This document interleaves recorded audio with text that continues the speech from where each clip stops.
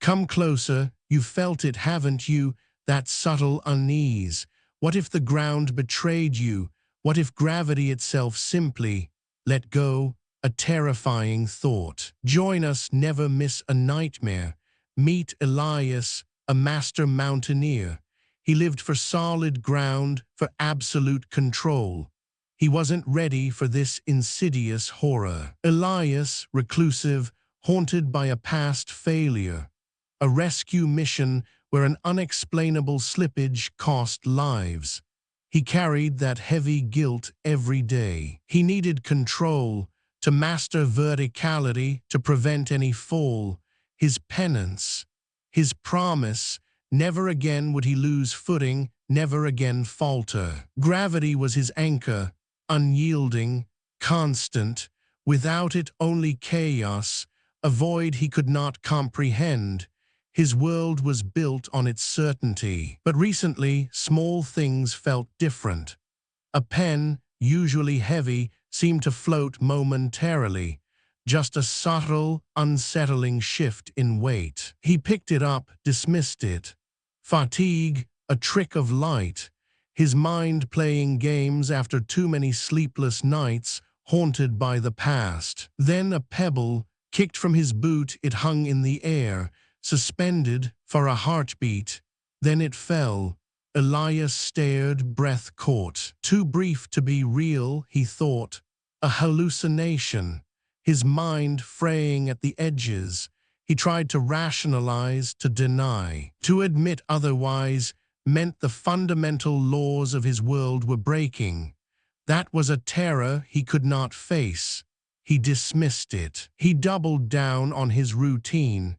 Intense physical exercises, push-ups, pull-ups, feeling the solid, unyielding resistance of the earth. He needed to feel grounded, to remind himself the world was firm, that gravity was constant, his body a testament to its power. But even then, a subtle wrongness persisted. A fleeting sensation, like a breath held too long, a feeling of lightness just beneath his skin. He tried to ignore it, to push it down. It was just stress, old trauma manifesting strangely. One night he dreamt, a vivid, terrifying dream. He was falling, but not down. He was falling upwards, silently, into an endless black sky. No sound, no wind, only the horrifying, impossible ascent. He reached out, desperate to grab. But there was nothing, only the void. He woke in a cold sweat, heart pounding. The dream lingered, a cold dread. Upwards, it felt so wrong, so profoundly unnatural. The news, usually a distant hum, caught his attention that morning. Reports of a strange, localized weather anomaly. High-altitude atmospheric pressure fluctuations, nothing concrete, just unexplained phenomena. The words echoed in his mind.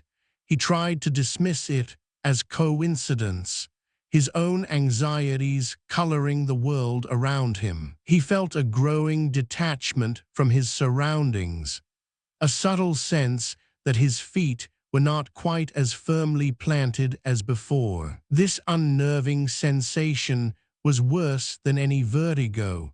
It was a primal fear, a loss of the very concept of ground itself, a quiet, insidious unraveling. He began to check his climbing gear obsessively, his ropes, his anchors, searching for flaws. Convinced there was a structural weakness he'd missed, he tightened a loose anchor bolt, blaming the equipment. It had to be. Not some impossible, fundamental change in the world itself. He felt a desperate need to fix things, to impose order, to prove that control was possible. That solid ground still existed, but the subtle lightness persisted. A cup felt too easy. His own footsteps seemed to have less impact on the floor. He tried to rationalize it all: tiredness, stress, trauma. Twisting his perception, He had to be wrong. He had to be.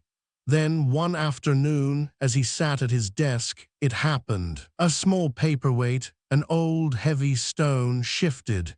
It didn't fall. It didn't slide. It gently, silently lifted, a fraction of an inch from the polished wood. Then another. Elias froze, his breath caught in his throat. Disbelief. His eyes watched the impossible unfold. The paperweight continued its slow, deliberate ascent towards the ceiling, silent, unstoppable. A heavy stone, defying everything he knew. The fundamental laws of his world were not just bending, they were breaking. And he was watching it happen, helpless. The terror was not of falling, it was of rising, of being untethered, of the ground dissolving beneath him, leaving only the void. The paperweight reached the ceiling, bumping softly, and there it stayed, stuck, a permanent, silent sentinel of impossible horror. Elias stared, his mind reeling, the slippage from his past, the strange lightness, the dream of upward falling. It was all connected, the axiomatic ascent, a name whispered, something he'd dismissed as old mountain folklore, a myth for the weak-willed. It wasn't folklore, it was here, and it was metabolizing the very anchoring force of the universe, turning the world into a vast, upward drifting horror. His absolute control over verticality, his desperate need for solid footing, all of it rendered meaningless by this cosmic anomaly. The world was becoming untethered, and he, the master of heights, was utterly unprepared for a world without ground. The sky conquers him. The paperweight, that heavy stone, clung to the ceiling. It bumped softly, a silent, impassable sentinel. Elias stared, his breath caught. What would you do if the very ground beneath you began to dissolve? He waited, frozen. Minutes stretched into an eternity. The stone did not fall. It simply stayed, defying every law he knew. His world was not just bending, it was breaking apart silently. The slippage from his past, the dream of upward falling, it all rushed back. This was no hallucination. This was real. This was the axiomatic ascent, a name whispered in old mountain tales. He felt it then, a subtle shift within his own body, a fleeting, unbidden lightness, a terrifying lurch upwards deep in his gut, a jolt of pure primal fear. He tried to push his feet down to feel the solid earth, but the feeling persisted, a ghost of weightlessness. What if your own body betrayed you too? He walked to the window, his gaze drawn outside. The world seemed normal, but he knew better. He knew the subtle, insidious change that was taking root. A dry leaf, caught in a gentle breeze, drifted past his window. But it didn't fall. It rose, higher than any leaf should, then vanished above the rooftops. Later that day, a child's forgotten balloon. Red bright, it hovered near the ground for a moment, then began a slow, steady ascent, refusing to descend. Elias watched, a cold certainty settling in his chest. It wasn't just his house. It wasn't just him. The world was subtly, terrifyingly coming undone. The local news mentioned unusual atmospheric pressure anomalies. Another aeronautical incident was dismissed as equipment failure. They couldn't see it, could they? Elias knew better. He saw the truth, a chilling pattern. The upward pull, it was increasing. Subtle, yes, but undeniably stronger now, more frequent. He began to anchor things. His climbing gear, usually reserved for treacherous peaks, now found new purpose in his living room. A desperate attempt to find solid footing. He secured his desk, his bookshelves. He even rigged a harness for himself, a constant tether to his bed at night. His past trauma screamed, "Control it, do not let go." Each knot, each carabiner was a prayer against the void, a desperate act of defiance against the unraveling of his world. But deep down, he knew it was futile. The upward pull was insidious, not a sudden wrench, but a gentle, ceaseless tug, like an invisible hand slowly prying everything from the earth. His attempts to maintain control were met with increasing futility. A book, tethered to the shelf, still strained against its rope. A quiet, terrifying struggle. The constant fight, the endless vigilance, began to wear on him. His mind, already fragile from past failures, started to fray. He saw slippage everywhere. The memory of the failed rescue, the lives lost to that inexplicable give in the rock face, haunted his waking hours. Was this the same force, amplified? He walked through town, observing. People seemed oblivious or chose to ignore the subtle strangeness. How could they? Were they blind or simply terrified? He saw a woman drop her groceries.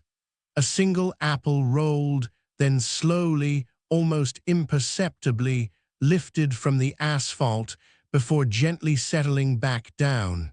She just blinked. Elias approached an old fisherman sitting by the docks. "Have you noticed anything strange?" he asked, his voice low, his masked face serious. The old man squinted. "The tides are off, son, and my traps, some of them just don't want to sink anymore. Odd, ain't it?" He chuckled, a nervous sound. He dismissed it as old age, maybe a bad batch of fish. Denial. It was easier than facing the truth. Elias felt a profound loneliness carrying this terrible knowledge. The upward current. It was a silent, invisible force, slowly stealing the very foundation of their world. How long until it was undeniable for everyone? Back in his home, Elias found his old bathroom scale. He needed to know.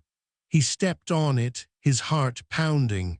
The numbers flickered wildly. 120 pounds, 80 pounds, then, for a terrifying second, 0. A fleeting, impossible weightlessness. His breath hitched. The scale was breaking, or was he? He stepped off, then on again. The same frantic dance of numbers. His body, his anchor, was losing its hold. The very concept of ground was dissolving. The axiomatic ascent wasn't just affecting objects. It was metabolizing the inherent anchoring force of everything, even living beings, even him. He felt a growing sense of panic, cold and absolute. His carefully constructed world of verticality, of solid footing, was crumbling. There was nowhere to hide. He looked out his window again, his gaze drawn to his neighbor's yard. A small cat, orange, usually sunning itself on the grass, was there. Then it stretched, a normal feline movement, but as it stretched, its paws lifted higher than they should, a fraction of an inch from the ground. The cat seemed confused. It tried to put its paws down, but they drifted back up. Its eyes were wide, its tail twitching with unease. A soft mewling sound escaped its throat, a sound of confusion, then fear. Elias watched, helpless from his window, his own breath held captive. The cat's body began to lift. Slowly, silently, its mewling cries grew louder, desperate now as it floated free of the grass. It thrashed, its small claws reaching for the ground that was no longer there. A terrifying, silent ascent. Elias felt a cold sweat prickle his skin. The cries grew fainter, swallowed by the vast, empty sky. The cat, a small orange speck drifted higher, a silent, living sacrifice to the axiomatic ascent. It was gone, disappeared into the clouds, into the void.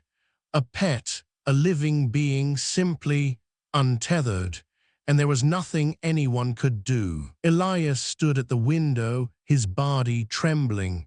The slippage was real. The ground was truly dissolving, and the axiomatic ascent was not just taking objects. It was taking life.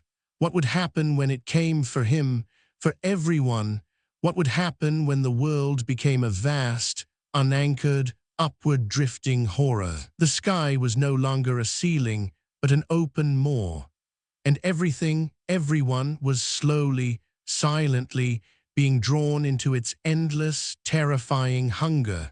How long until it was your turn? The cat, a small orange speck, gone, swallowed by the sky. Elias stood at the window, his body trembling. What happens when the world simply lets go of life itself? The slippage was real. The ground was truly dissolving, and the axiomatic ascent was not just taking objects. It was taking everything and everyone. Panic began to spread, not a sudden scream, but a quiet, creeping terror. People started whispering about the great untethering. Small animals, birds, squirrels, they would suddenly lift, caught in an unseen current, their cries fading into the vast, indifferent sky. Elias's meticulously placed anchor systems, his ropes and carabiners, began to fail. Ropes, once taut, now hung slack, useless. The objects they secured were losing weight. A bookshelf, bolted to the wall, groaned softly, pulling at its fastenings, a quiet protest. He watched as a small car, abandoned on the street, slowly, almost gracefully, lurched upwards. Its tires spun uselessly in the empty air. It was a silent ballet of horror. The car, once a symbol of grounded movement, was now just another toy for the axiomatic ascent. The news reports, once dismissive, became frantic. Anchors stuttered, unable to explain the widespread anti-gravity phenomenon. Mass hysteria bloomed. People tied themselves to trees, to streetlights. A desperate, futile attempt to find an anchor in a world losing its hold. Elias, in desperation, remembered the mountains, the solid rock, the unyielding peaks.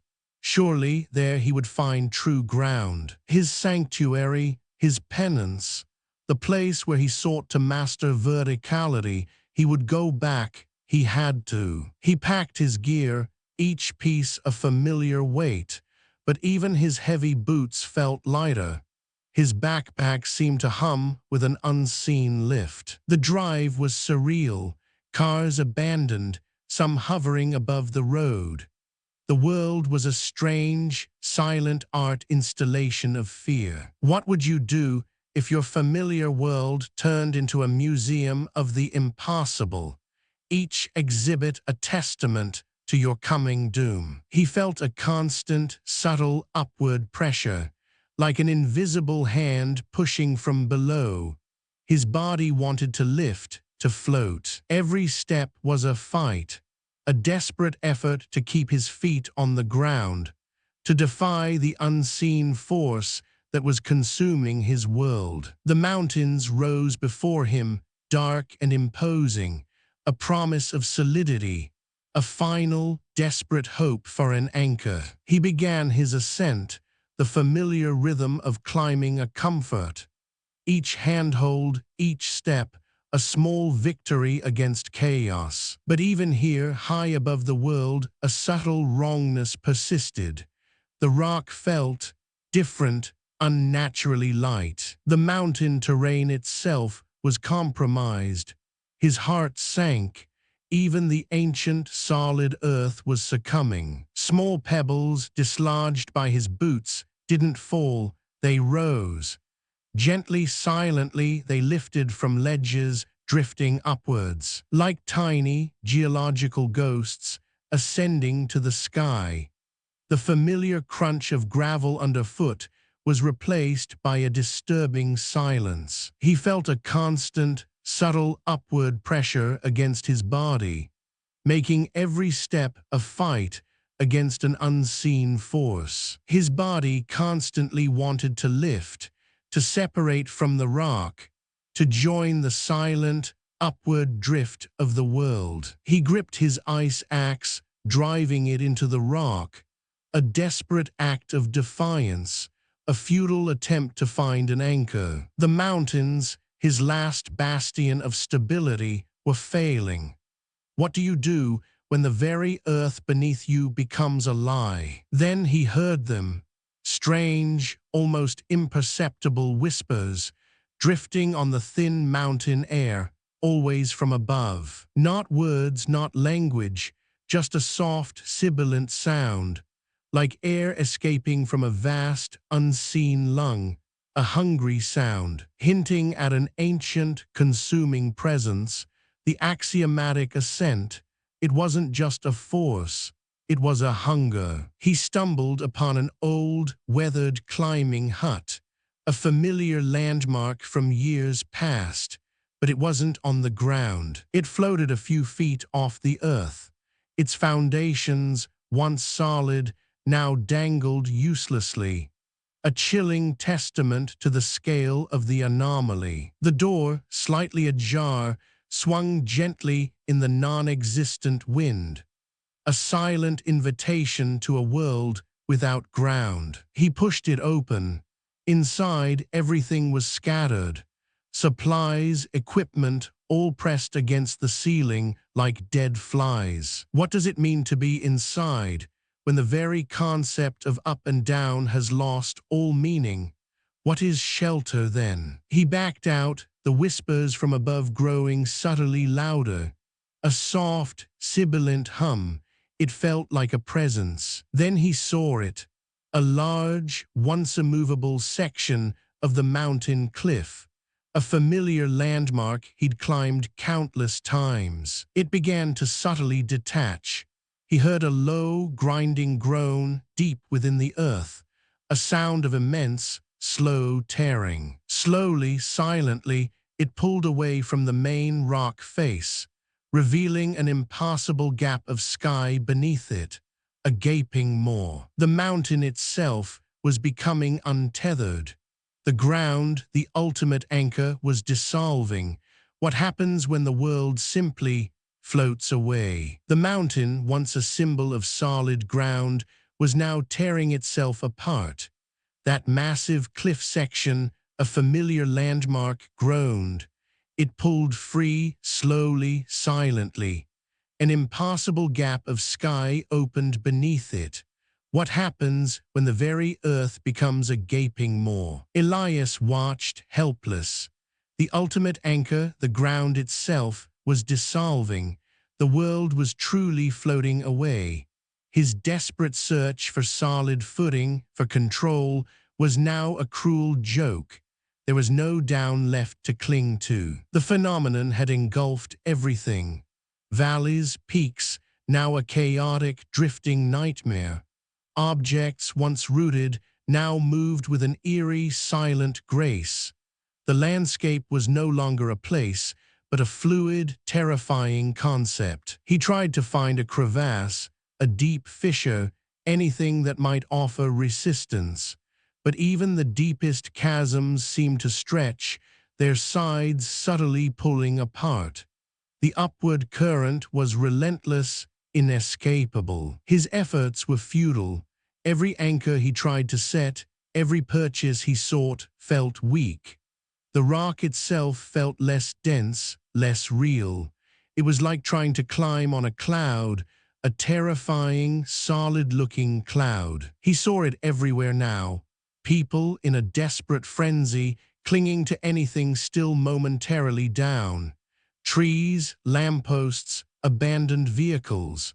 Their faces, visible above their masks, were etched with terror, their eyes wide with disbelief. Many succumbed, He watched as a man, clutching a lamppost, slowly lost his grip. His cries were swallowed by the vast, silent sky. Then silence, a silent, terrifying ascent into the void.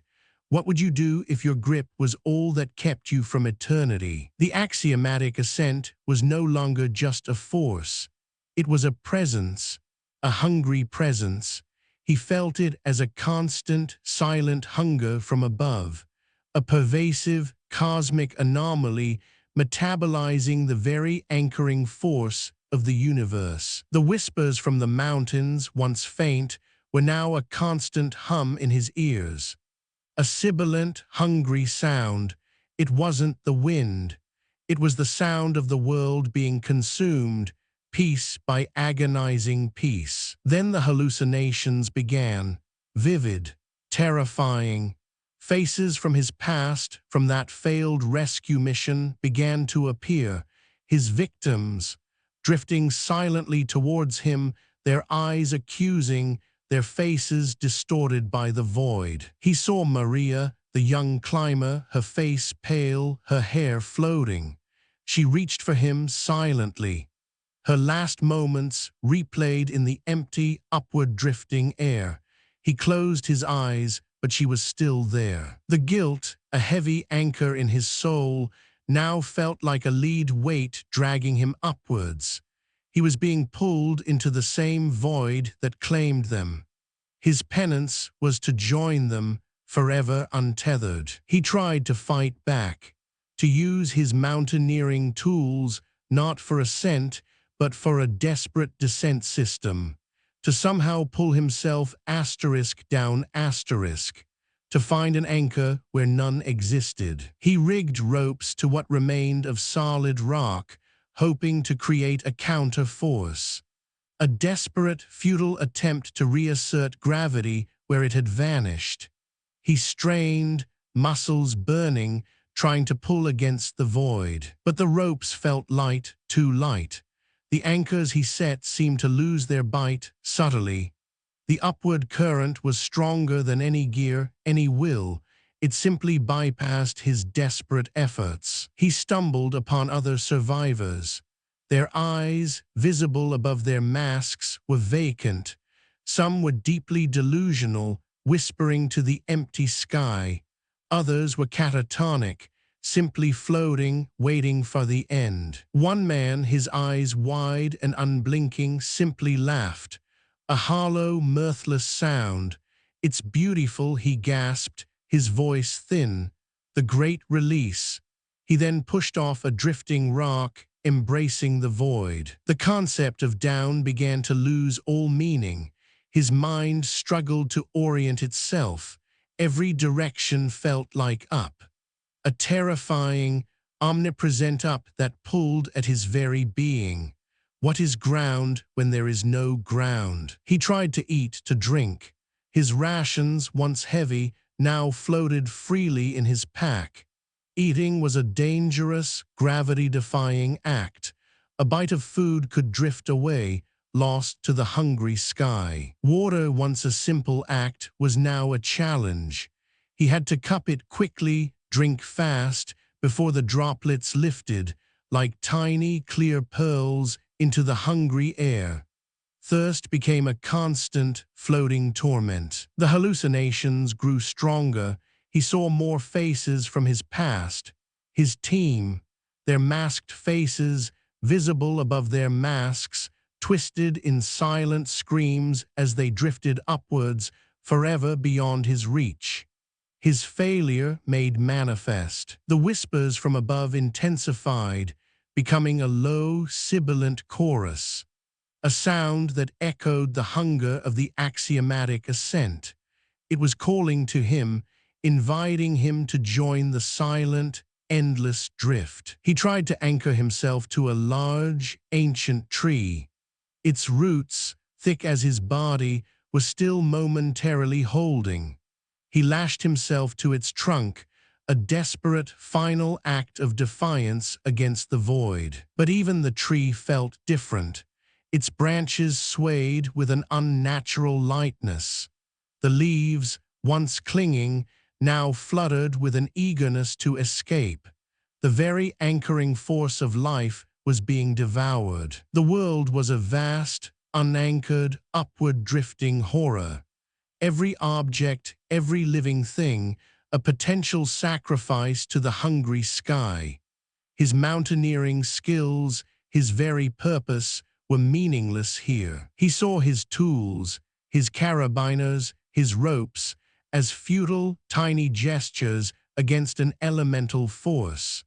They were designed for controlled ascent, not for resisting an uncontrolled, terrifying drift into the infinite. The memory of the slippage that cost lives, the one that haunted him, now felt like a premonition, a whisper of what was to come.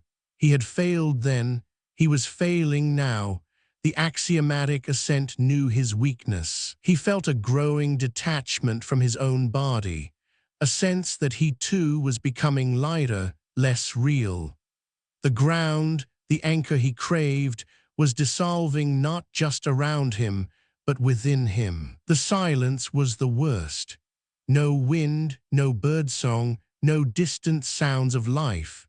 Only the sibilant hum of the axiomatic ascent, a cosmic predator, silently devouring the world's weight. He saw his breath, a faint cloud, lingering longer than it should. It didn't disperse, but slowly, almost imperceptibly, began to lift, joining the silent, upward drift of everything else. His very essence was untethering. The sky was no longer a distant barrier, but an open moor. And everything, everyone was slowly, silently, being drawn into its endless, terrifying hunger. He felt its pull, a gentle, insistent tug at his core. His vision blurred. Was it fatigue, or were the hallucinations bleeding into reality? The faces of his past victims seemed to merge with the drifting clouds, their silent cries echoing in his mind. He saw his own reflection in a still puddle, distorted, wavering. But for a moment, it wasn't his face. It was the face of one of the lost climbers, their eyes hollow, beckoning him upwards. He tried to shake it off, to cling to sanity. But sanity, like gravity, was slowly being metabolized. The world was becoming a terrifying, unanchored dream, and he was trapped within it. Then he saw her, a mother, her face pale, her mask barely covering her trembling mouth. She clutched her child, a tiny bundle, to her chest. They were tied to a small, tethered tree. The tree, their last anchor, groaned. Its roots, thin and stretched, began to pull free. The mother's visible eyes above her mask met Elias's, a desperate, silent plea. He knew that look. He moved, an instinct born of his past, to help, to anchor them, to prevent another slippage. But the ground beneath him felt too light. Every step was a battle against his own rising body. The tree gave way. Slowly, silently, the mother's grip on the child tightened, a futile, primal act. Her visible eyes above her mask were wide with a terror beyond words, reflecting the endless sky. They drifted upwards, a silent, heartbreaking ascent. The child's tiny, muffled cries were swallowed by the vast, indifferent void. Their expressions, above their masks, frozen in terror, rose higher and higher. Elias watched them disappear. Another failure, another life lost to the axiomatic ascent. He was truly alone now, a solitary anchor in a world without ground, and he felt the pull, stronger than ever, on his own body. What happens when it finally takes you? The mother and child were gone, swallowed by the vast, indifferent void. Elias stood, his body trembling, the image burned into his mind. What happens when you witness pure helplessness over and over again? He was truly alone now, a solitary anchor in a world without ground. The pull on his own body was stronger than ever, a gentle, insistent tug trying to lift him, to claim him. The landscape around him was a nightmare of floating debris, chunks of earth, shattered trees, parts of buildings, all silently drifting like ghost ships in an ocean of air. His mind, already a fragile thing, began to fray. The relentless upward pull eroded his sanity as much as it did his physical reality. What is real when the very laws of nature betray you? He felt a constant, sickening lurch. His stomach rebelled against the impossible lightness. Every step was a desperate fight, a silent scream against the void's hunger. The whispers from above intensified. They were no longer just sounds. They were thoughts, alien and vast, seeping into his mind. They spoke of consumption, of endless release. He started to see it then, not just a force, but an entity, the axiomatic ascent, a colossal, indifferent thing, slowly consuming the fundamental anchoring of the universe. It was not evil in a human way. It was worse.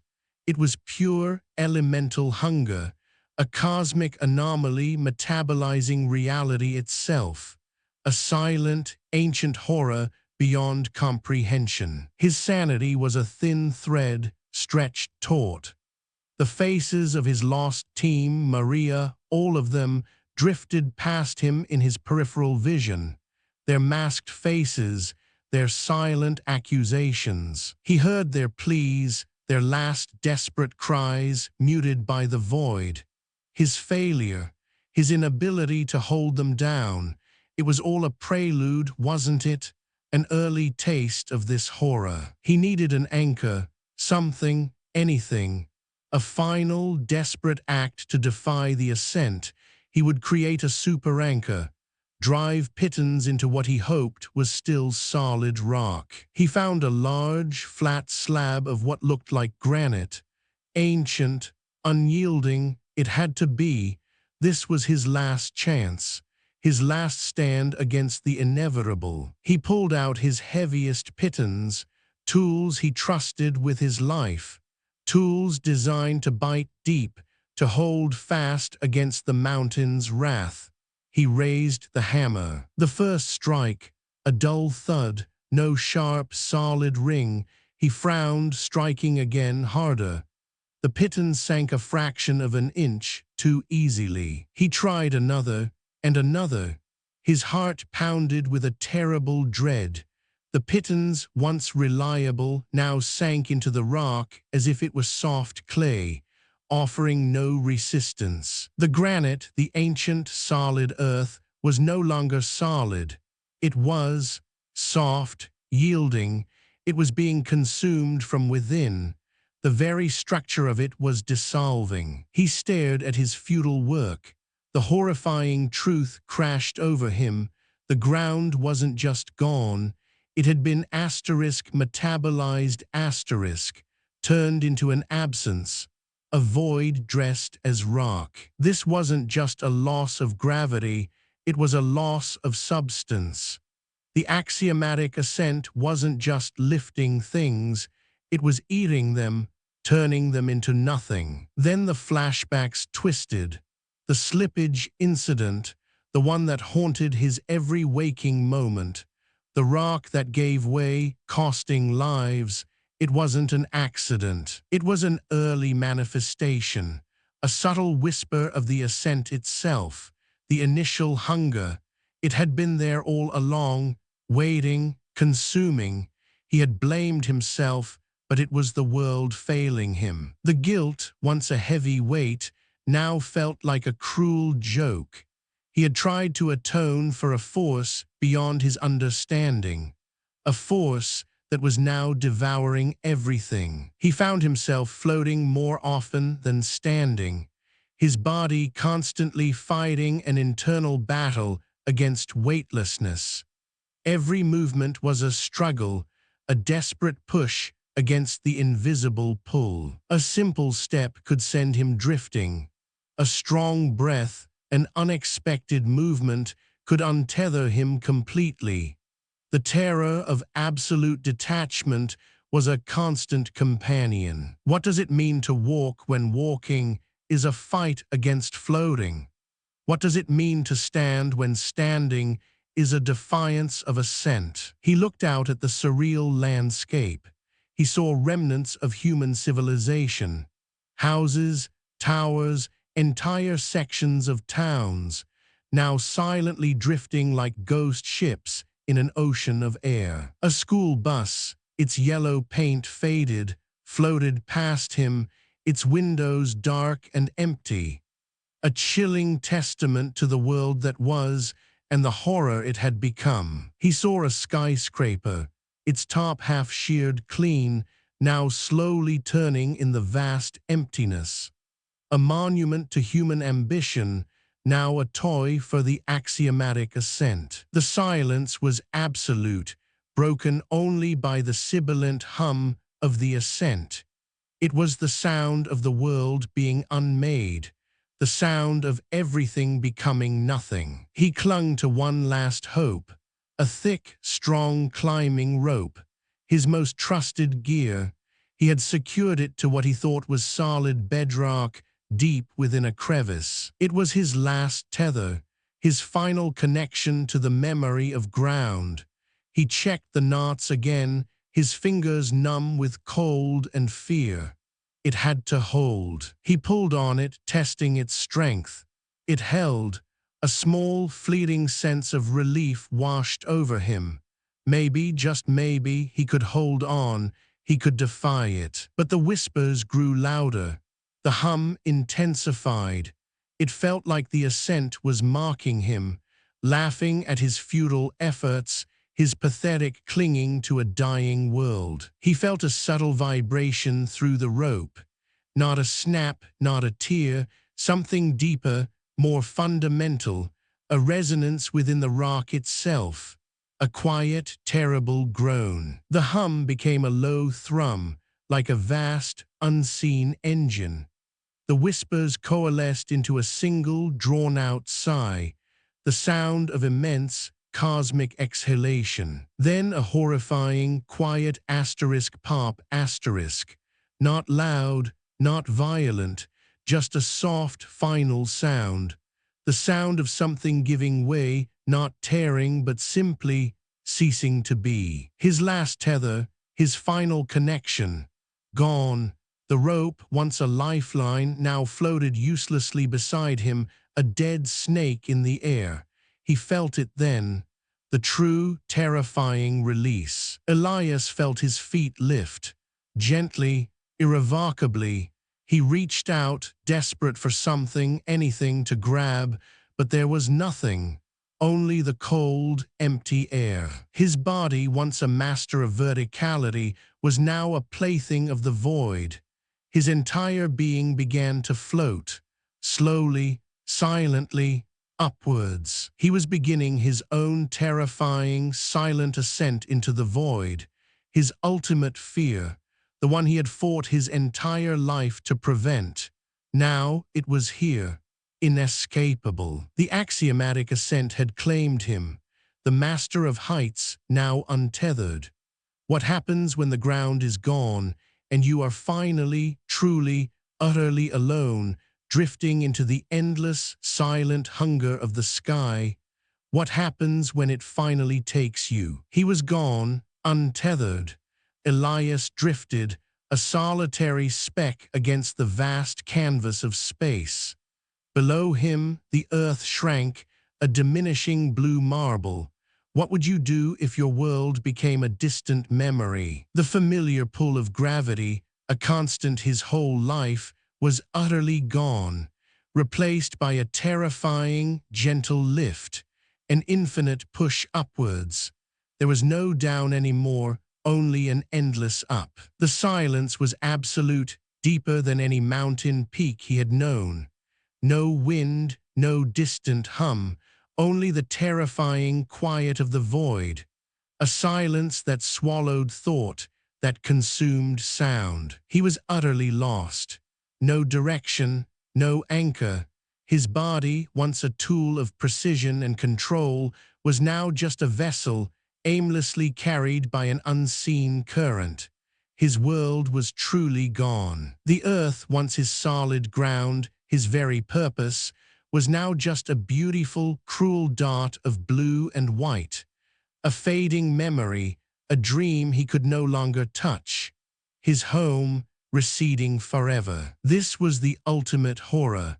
Not a sudden fall, but an eternal, gentle rise. No impact, no end. Just the quiet, ceaseless ascent. What could be more terrifying than no ending? His mind struggled to grasp it. No up, no down. The very concepts that defined his existence were gone. His body felt alien, light, unbound. A terrifying, absolute freedom. He felt an unseen hand, not pushing but guiding.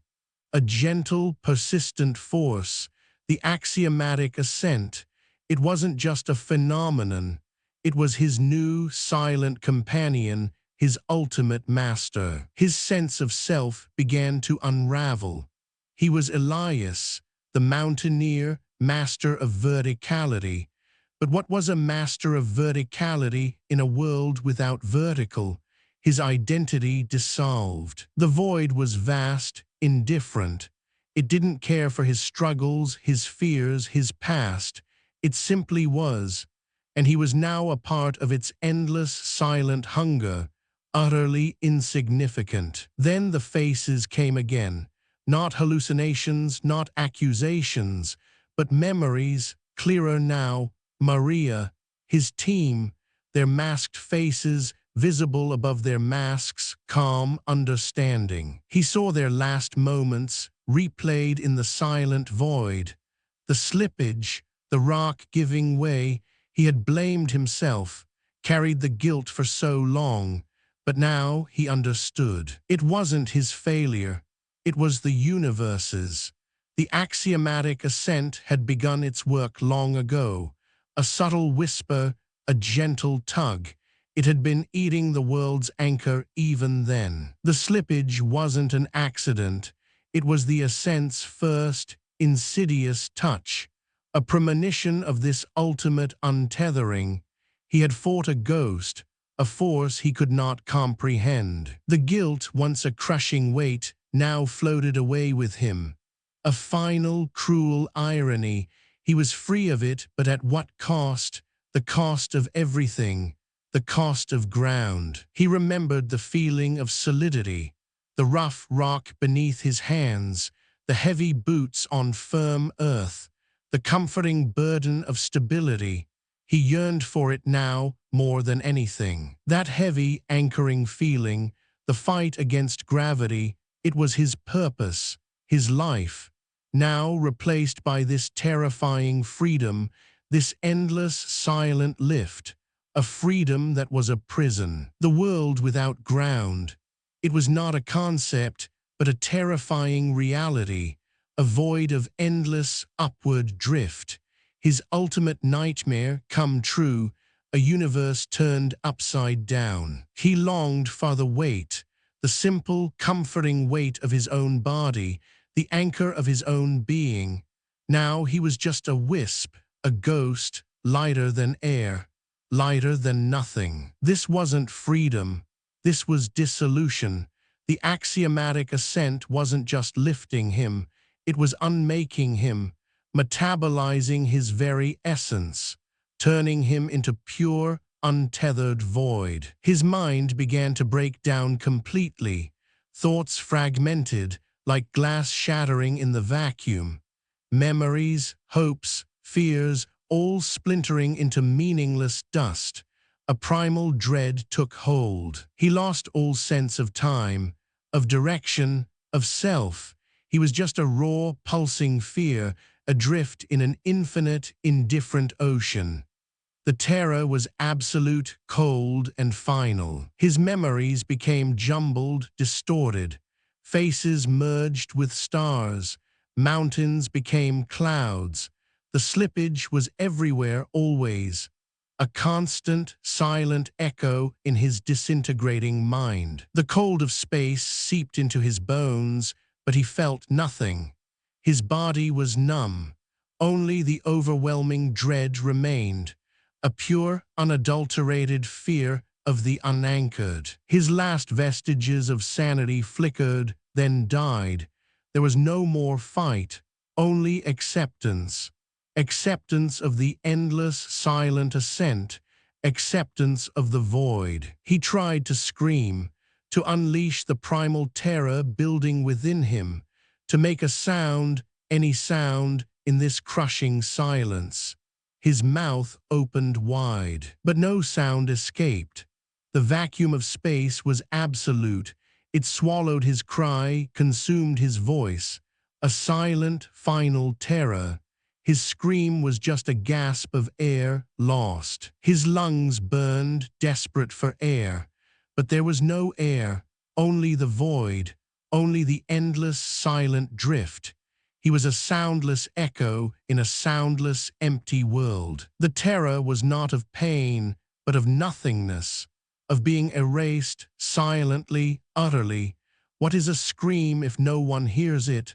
What is life if it leaves no trace? His last breath, a faint cloud, lingered for a moment. Then it too began its slow, silent ascent, joining the endless drift. His very essence was untethering. The last vestiges of his identity, his need for control, dissolved. He was no longer Elias. He was just a fragment, a piece of what once was anchored. His purpose, his life's work, rendered meaningless by the vast indifference of the cosmos. He was a speck, a forgotten dream, a whisper in the infinite. He became one with the void, a part of the axiomatic ascent's endless hunger, no longer a victim, but a silent, untethered participant in its cosmic dance. All he had fought for, all he had feared, was now his reality.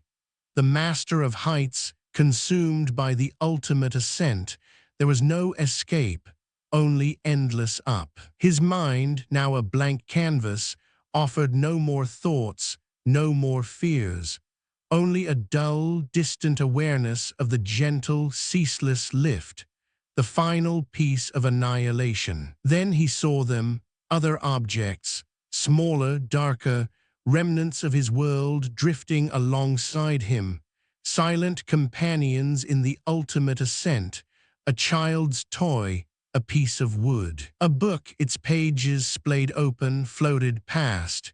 Its words, once filled with meaning, now lost to the vacuum, all untethered, all ascending, all consumed. They were all here, the cat, the mother and child, his team, all silent witnesses to the axiomatic ascent, all part of its endless upward hunger. Forever. The last sensation was not one of falling, not of pain, but of an infinite, gentle lift, an unbearable lightness, a quiet, ceaseless push into the endless dark. Up, always up. Elias vanished, a final, chilling whisper of up as the axiomatic ascent claimed another piece of what once was anchored. And as you listen, you feel it too, don't you? That subtle lightness, that fragile ground beneath your own feet. What if it too could one day simply disappear?